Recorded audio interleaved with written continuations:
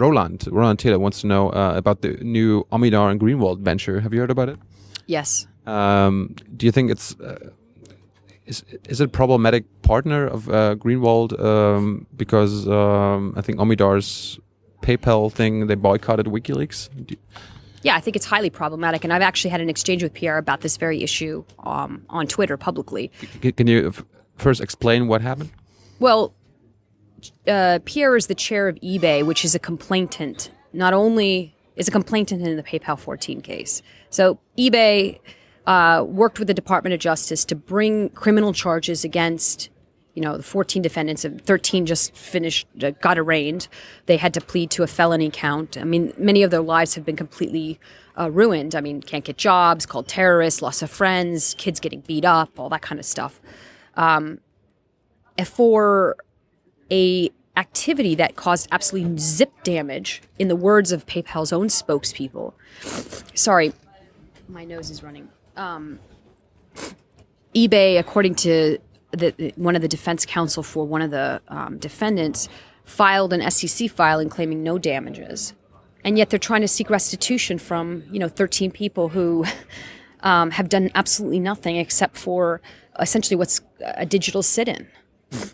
So there's that issue. I think that Pierre sort of...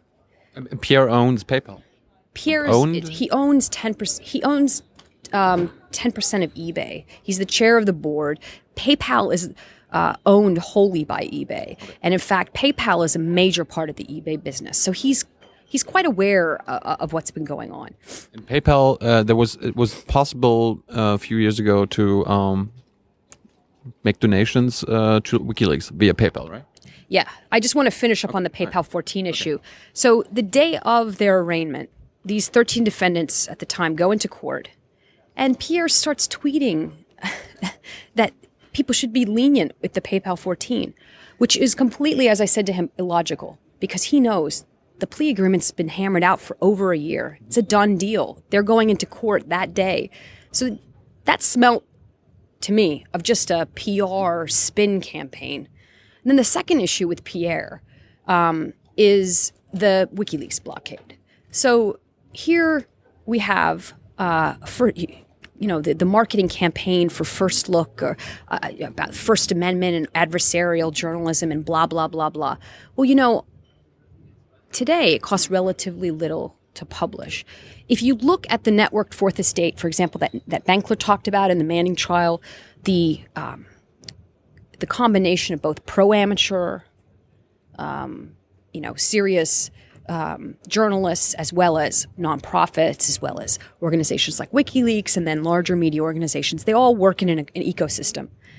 If you look at the value of Manning's leaks, for example, it drove the cost down for Jeremy Scahill's book, Dirty Wars.